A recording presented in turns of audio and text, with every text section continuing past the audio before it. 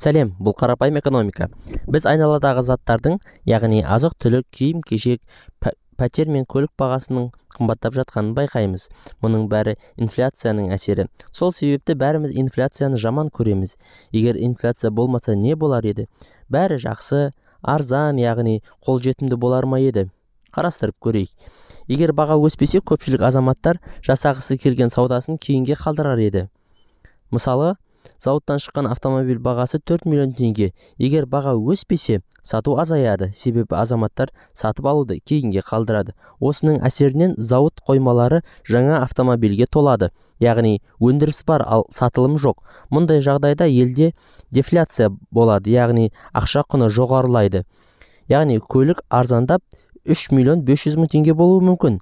Мұндай жағдайда да азаматтардың көлік бағасы одан әрі түскенін күтеді. Алайда ол кезде зауыт жұмысын тоқтатуға мәжбүр болады. Егер елде қалыпты инфляция болса, яғни адамдар зауыттан жаңа шыққан көлік келесі жылы тағы да қымбаттайтынын біледі. Осы кезде алып қалуға тырысады, мейлі кредитке болса да. Ал бұл экономикалық белсенділікті арттырады, себебі сіздің шығыныңыз біреудің табысы. Экономикалық белсенділік байқалуы үшін қаражаттың нақты дәл қазір болуы шарт емес. Сатып алу бар болса болды. Мейлі кредитке, ипотекаға немесе бөліп төлеуге болса да. Сол себепті қазір Қазақстан автосалондарында көліктер ыстық пирожки сияқты сатылып жатыр. Оны алып жатқандар көбіне кредитке әрине. Алайда олар біледі, егер бұл автоны сатып алуды кейінге қалдырса, ол тағы бұдан әрі қымбаттай береді. Яғни қазір алып қалу дұрыс шешім. Осындай экономикалық белсенділікті арттыру үшін инфляция пайдаланылады. Оны барлық елдер пайдаланады. Алайда дамыған елдерде, мысалға Еуропа елдерінде ол 1-2%-дан аспайды, ал біздікі шамадан тыс. Президент инфляцияны 6%-дан асырмауға тапсырма берді. Былтырғы инфляция деңгейі елде 8% болды. Немене, инфляцияны 1%-дан асырмаңдар деп тапсырма беруге президент шамасы келмеді ма деп ойларсыз?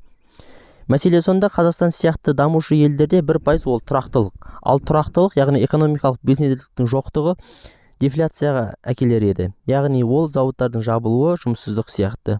Ал керісінше шамадан тыс инфляция жақсылыққа апармайды. Мұны біз пандемия басталарының алдында жаппай азық-түлік сатып алудан ақ байқадық. Яғни алдымен қау өседі, бәрі қымбаттайды. Соған сенген адамдар жаппай зат сатып алады. Соны пайдаланып саудагер бағаны көтереді. Не дегенмен нарықтық экономика ғой. Сонымен мемлекетке, яғни ұлттық банкке инфляция деңгейін ұстап тұру өте маңызды. Ол үшін ұлттық банк қолында бірнеше құзыреті бар. Соның бірі кілттік ставканы көтеру. Ол туралы алдыңғы видеода айтқанбыз, яғни коммерциялық банктерге кілттік ставканы көтеру. Немесе коммерциялық банктердің міндетті резервті қаражатын көтеруді талап ету. Арамызда қалсын.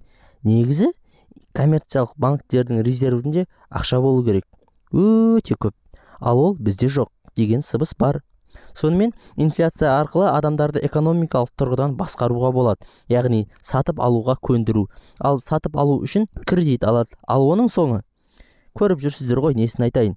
Экономикалық сауатты болғыңыз келсе, қарапайым экономика арнасына тіркеліңіз. Видеоға лайк басыңыз. Достарыңыз бен туған-туыстарыңызға жіберіңіз. Өз ойыңызды комментарийға жазыңыз. Аман сау болыңыз. Басқа да видеоларымызды көріп тамашалаңыз.